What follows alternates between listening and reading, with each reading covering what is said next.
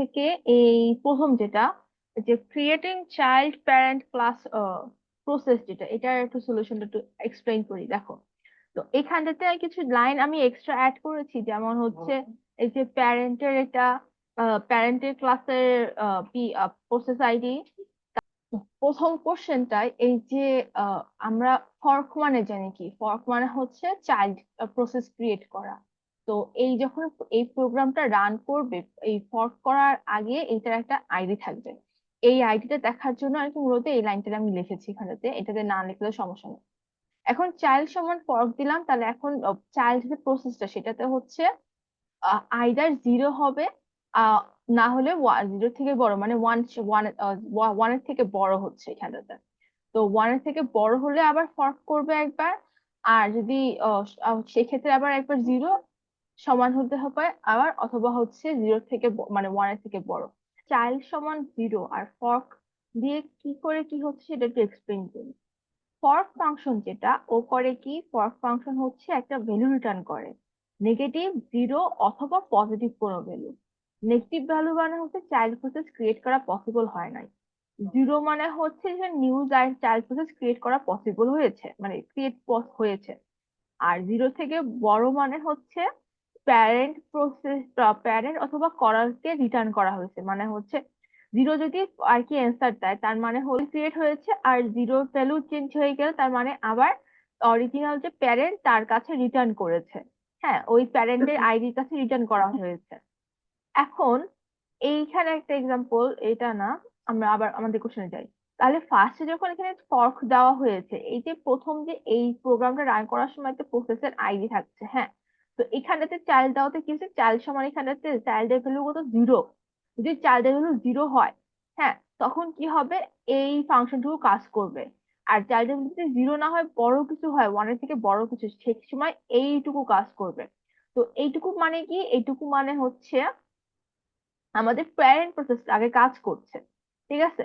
তো একদম বিগিনিং এ এই যে বিফোর ফর্কিং আমাদের প্যারেন্ট প্রসেসটা হচ্ছে প্রসেস যেটা আমরা বের করলাম।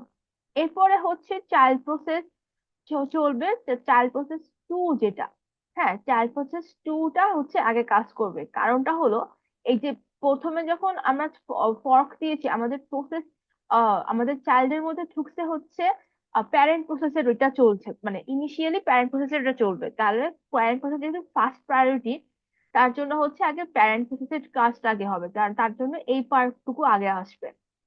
এইটার ক্ষেত্রে মানে এই এই স্টেপটা যখন আমরা করেছি, হ্যাঁ, এই স্টেপটার সময় আমাদের ফার্স্টে চাইল্ড প্রসেসটা ক্রিয়েট হয় নাই, আগে হয়েছে আগে হচ্ছে এই পার্টটুকু কাজ করেছে।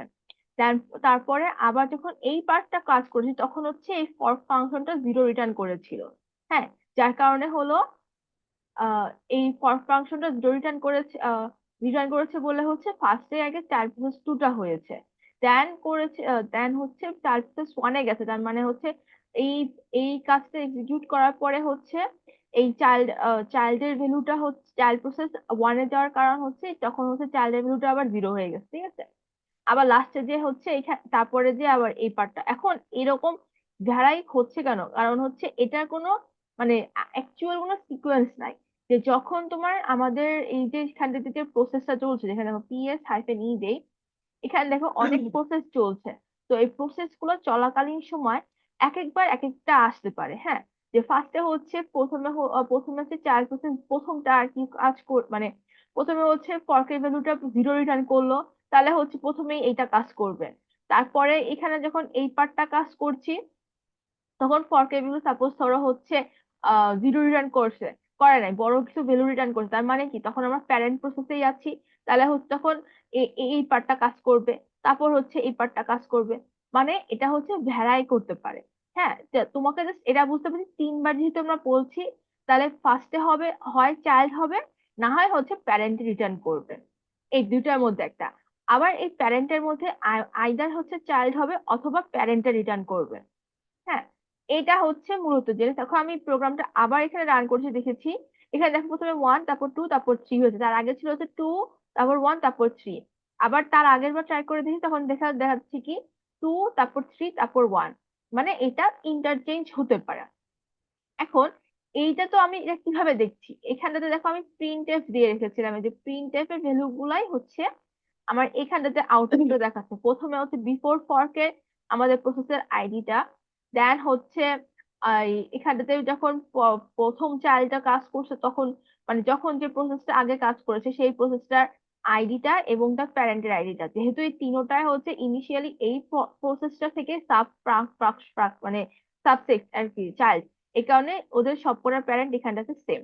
এখন এগুলা যে যে রানিং প্রসেস গুলো আছে পিএস আমরা দেখি, সেখানে দেখতে পাই কি করে। আমরা দেখো এখানটাতে একটু ক্লিয়ার করি, ক্লিয়ার দিলাম, দেখো এখানেতে একটা ফাংশন আছে পিএস নামে। হ্যাঁ, পিএস দিয়ে যদি আমরা হাইফেন ই দেই তখন আমরা যতগুলা প্রসেস এই ল্যাপটপের মধ্যে রান হচ্ছে, মানে এই ভার্চুয়াল বক্সে রান হচ্ছে সবগুলো এখানে আমরা দেখতে পারি। দেখো এই যে সবগুলো প্রসেস আমরা দেখতে পাচ্ছি এখানে। আমরা যেমন কম্পিউটারের এখানেতে হচ্ছে এই যে টাস্ক ম্যানেজার থেকে যেমন করে প্রসেস দেখতে পারি, এই যে এখানে দেখো যে সার্ভিস চলছে, কোন কোন সার্ভিস সেটা দেখতে পারি। এই যে এখানে কোন কোন সার্ভিস চলছে সবগুলোর একটা প্রসেস আইডি আছে রানিং গুলার। সেম আমরা এখানেতে উবুন্টুর মধ্যে প্রত্যেকটা আর কি রানিং প্রসেস দেখতে পারি। এখন আমরা চাচ্ছি কি দেখতে, এই যে এইখানটাতে যে তিনটা প্রসেস চলছে হইলো, এই সাব প্রসেস ক্রিয়েট হলো, এটা দেখবো। তো দেখো একটা জিনিস, এখানে প্রত্যেকটাতে স্লিপ দেওয়া আছে তাই না, স্লিপ দেওয়া। এই স্লিপ দেওয়া মানে প্রত্যেকবার হচ্ছে আরেকটা করে parent child child class create হবে, দেন হচ্ছে গিয়ে এইখানটাতে স্লিপ অফ হোল্ড থাকবে, তারপর আবার রান হবে। তো এইখানটাতে এই জিনিসটা আমরা দেখতে পারি কি করে, দেখো এটা কিসের জন্য। এই দেখো এখানটাতে এই প্রোগ্রামটাকে প্রথমে বিল্ড এন্ড রান সেটা একটু দেখাই। এইটার ইনিশিয়াল কোডটা হচ্ছে এই ফোল্ডারটার মধ্যে। হ্যাঁ, তো এটা আমরা বিল্ড করে কি করে, প্রথমে হচ্ছে লিখি জি, এটা একটু বড় করে দিই, প্রোগ্রাম রান করার সিস্টেমটা বলছি আমি, জিসিসি, তারপর হচ্ছে ফাইলটার নাম, তাহলে ফাইলটার নাম থ্রি দিয়ে সামথিং, থ্রি দিয়ে যে ট্যাব দিলাম, দেখো ফাইলটা পুরো চলে আসছে। এবার হচ্ছে হাইফেন ও, মানে আমরা অবজেক্ট ফাইল ইউজ করে হচ্ছে এখন এটার এক্সিকিউটেবল ফাইল ক্রিয়েট করব, দিয়ে এন্টার দিলাম।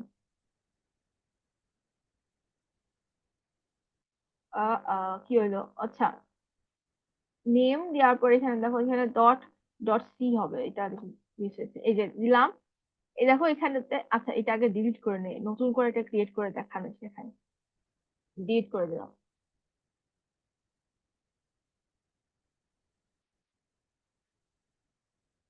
এই যে এই লাইনটা আমি আবার দিলাম, দেখো জিসিসি, তারপর হচ্ছে ফাইলটার নাম এই যে থ্রি দিয়ে, তোমরা ফাইলের নাম অবশ্যই রিনাম করে নিবে ডট সি, এবার হাইফেন ও।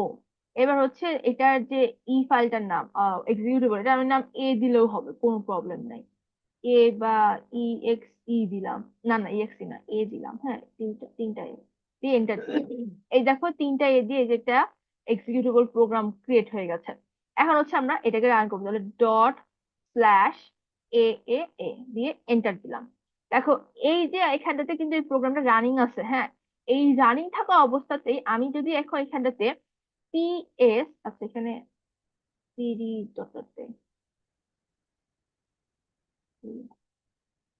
দেখো এখানে পিএস হাইফেন ই দেই, এইটা কিন্তু চলছে, এই যে এটা চলছে, এটা ওয়েটিং এ ছিল চলছে। এই যে দেখো এই যে তিনটা প্রসেস হচ্ছে কোনটা থেকে, এই প্রসেসর থেকে ক্রিয়েট হয়েছে 4097, এই যে 4097 এই প্রোগ্রামটা যখন রান করেছে, করার পরে এখানে যে এই ফার্স্টের প্রসেসটা চাইল্ড প্রসেস ওয়ান, দেখো এখানে সিকোয়েন্স কি দেওয়া ওয়ান টু থ্রি, এখানে সিকোয়েন্সটা ওই যে one child two child three, এই লেখাটা আমরা মূলত আনতে এনেছি হচ্ছে এই জায়গা থেকে। দেখো যে PRCTL, এটা হচ্ছে এই যে পিআরটিসিএল হচ্ছে কই গেল সে, একটা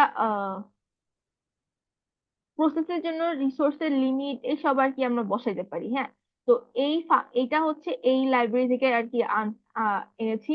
এটার মধ্যে দেখো যে প্রসেস সেট নেম, এখানে হচ্ছে সেট নেম, এই যে চাইল্ড ওয়ান চাইল্ড টু আর চাইল্ড থ্রি, মানে এই প্রসেসটা যে আছে এই প্রসেসটার নামটা সেট করেছি। আর এর পরের তিনটা আর্গুমেন্ট হচ্ছে অপশনাল, এর জন্য এখানে 000 দেওয়া, এখানে কোনো কিছু নেই। এখন কথা হচ্ছে এখানটাতে ওয়েট নাল নাল দিছি বলে একটু ওয়েট করছে এখানটাতে। আর হচ্ছে এই যে স্লিপটা তোমরা তোমরা করবা কি, তো এখানে তো তেমন একটা বেশি ভ্যারাইটি জানা যায় না, তোমরা এইরকম ভাবে একটু আউটপুটটা জাস্ট একটু চেঞ্জ করে একটু দেখা দিবা স্যার, বুঝেছো যে এটা বোঝানোর জন্য। তারপর এখানে দেখো গেট পি পিআইডি, পিপি মানে হচ্ছে প্যারেন্ট প্রসেস, হ্যাঁ। আর গেট পিআইডি মানে রানিং যে প্রসেস আছে সেটার। আর গেট পিপিআইডি মানে হচ্ছে get the parent process ID. তো এটা হচ্ছে মূলত এটার কাজটা। আচ্ছা, এরপর সেকেন্ডটাতে এটা হচ্ছে জাস্ট এমনি ছোট করে দেখানো, ঠিক আছে, যে প্রথমে হলো মেইন, এখানেতে হচ্ছে এখানে এই যে এই টাইপ, এই কয়টা হচ্ছে ভেরিয়েবল আছে, মাই প্রসেস আইডি, চাইল্ড আর প্যারেন্ট। প্রথমে চাইল্ডটা এখানে দেখাচ্ছে, মাই প্রসেস আইডিটা আর প্যারেন্ট প্রসেস আইডি। জিরো হলে হচ্ছে চাইল্ড দেখাবে, আর এখানে ওয়াইল লুপের মধ্যে যতক্ষণ চাইল্ড থাকবে ততক্ষণ চাইল্ড দেখাবে। তো এটা হচ্ছে একটা মানে অনেকক্ষণ ধরে এটা চলতেছে, কারণ হলো ডট সি এর নাম হচ্ছে আমাদের ক্রিয়েট, দিয়ে এন্টার দিলাম। দেখো এটা চলছে ননস্টপ, এটা এখনো চাইল্ড প্রসেসের মধ্যে লুপ চলছে, এই কারণে হচ্ছে এটা ননস্টপ চলছে, কারণ এই যে এখানে তো আমরা ওয়াইল ওয়ান দিয়েছি, এই জন্য এটা চলতেছে। তো এখানে একটা জিনিস দেখো, এই প্রসেসটা কিন্তু ননস্টপ চলছে, এখন আমরা কিল করবো কি করে? আমি দেখো পিএস হাইফেন ই দিলাম। এবার দেখো এইখানে এই যে ক্রিয়েট প্যারেন্ট, এটা কিন্তু কিল করবো, তাহলে এটার নামটা দিব এই যে দিয়ে, পিএস না, এখানে হচ্ছে কিল লেখে, কিল, KILL।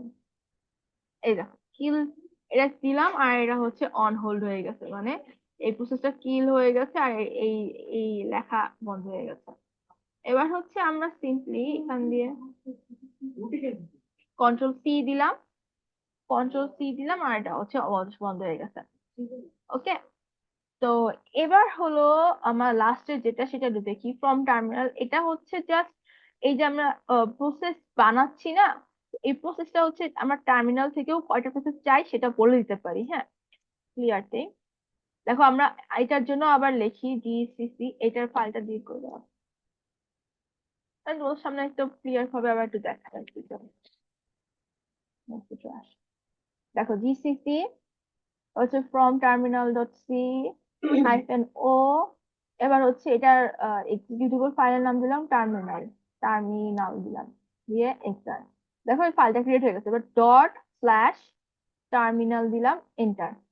এখন দেখো এটা কিছু কিছু হয় নাই, কারণ কি টোটাল প্রসেস -1 সেগমেন্ট কল করতাম, এটা কেন হলো? এখানটাতে হচ্ছে টোটাল প্রসেসের সংখ্যা আমাদেরকে এখান থেকে বলে দিতে হবে।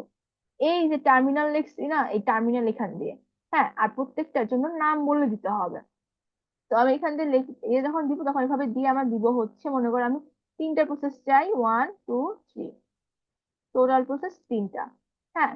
এবার আমি এখানটাতে যে এই দেখো এখানে প্রসেস হাইফেন এই দেখো নাম কি দিয়েছি এদের, 1 2 3, এই জন্য যে process number 1, process number 2, process number 3 এখানে চলে আসছে। আমি এটা এখান থেকে কন্ট্রোল সি দিয়ে ক্লোজ করে দিলাম, এবং এখানটাতে আবার নতুন নাম দিলাম। এখানে নতুন নাম দিলাম হচ্ছে C1 C2 C3, দিয়ে যে এন্টার দিলাম, তিনটা প্রসেস ক্রিয়েট হয়ে গেছে। এবং আমরা আবার এখানে PS হাইফেন ই দিয়ে দেখি, দেখো C1 C2 C3 এই তিনটা ক্রিয়েট হয়ে গেছে। আর এদের প্যারেন্ট প্রসেসকে এই যে টার্মিনাল লেখা এই প্রসেসটা। তো আপাতত এই তিনটা প্রোগ্রাম তোমরা একটু বোঝো, আমি হলো দেখি আর যদি পারি তাহলে হচ্ছে